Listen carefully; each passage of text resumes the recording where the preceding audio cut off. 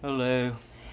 I had some people wanted me to follow up on the video I posted yesterday about family ghosts and paranormal stories brought down. They wanted me to elaborate on one of the stories I brought up briefly, so I will.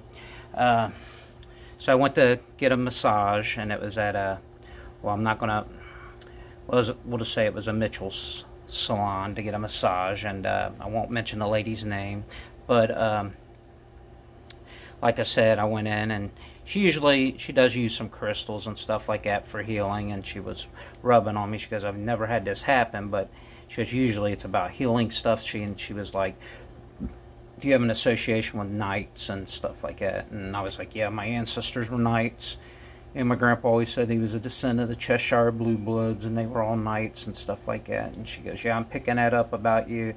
And she just went on and talking about that, and I had 2 visits with her. So at the end of that visit, I mean, I went out and I was pretty amazed by it, because she did pick up on a lot of stuff that she couldn't have known about me.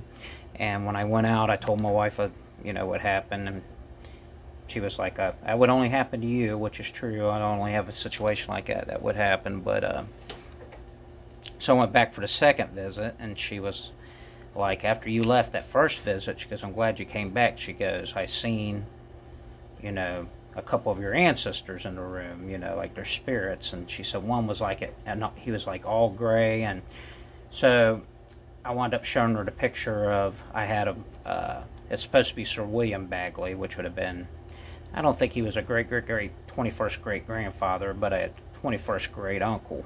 I think it was his brother, his Uncle Hughes, who I descend from. But and then again, that effigy can be Hugh Bagley too. They really don't know who it is. They're just assuming it's William Bagley. But Hugh and William bore the same arms. There was no differential in it.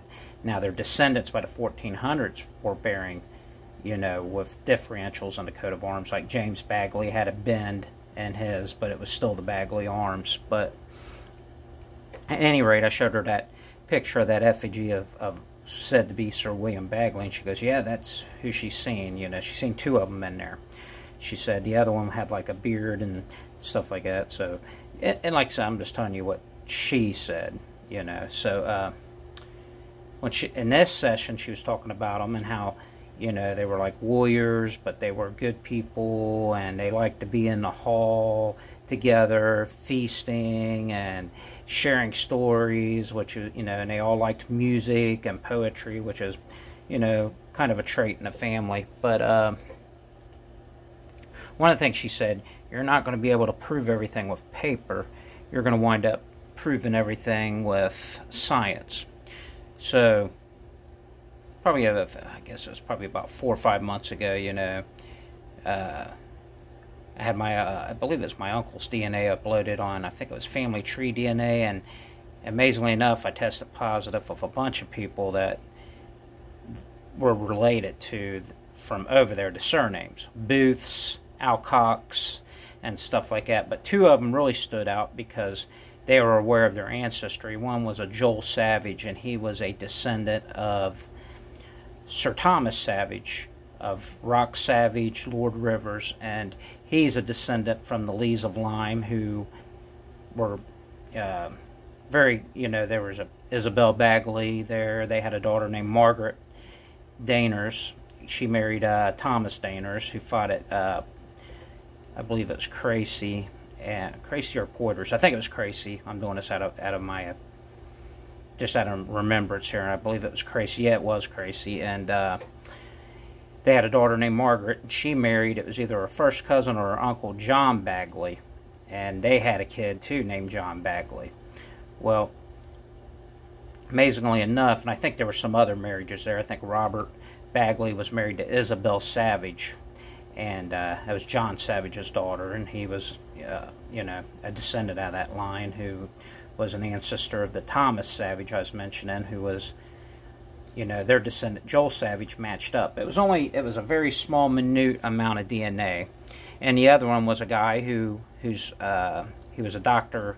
I forget his first name, but his last name was Massey, and he was aware of his ancestry. Said he was a descendant of Hammond Massey, which Bagley's between these two families married a lot into Alcock's, Booth's, and all these families. So I matched up with these families, but those two stuck out because they were aware of their ancestry. They knew who they descended from, kind of like how I did. And so she was right. You know, I did match up with them. I talked to a geneticist. It was like a, you know, it did like medieval DNA stuff, and he said, yeah, it was possible that small segment came from that, you know, way back then, just because of the intermarrying of these families. He said these families married in between each other generation and generation over, so a lot of intermarrying between those families. And it's the same with not just the noble families, but, you know, even the other families of the areas married a lot into each other. You know, you only had so much from the gene pool. So at any rate, it was pretty amazing. So to me, that kind of proved everything for me. These were the people, and they were aware of their ancestry like I was, and we matched up, and the only way we could have been related was from these lines, like I said, I had mentioned. And so I just thought I would, somebody wanted me to share the rest of the story on that, and I went ahead and thought I'd share it. So have a good evening.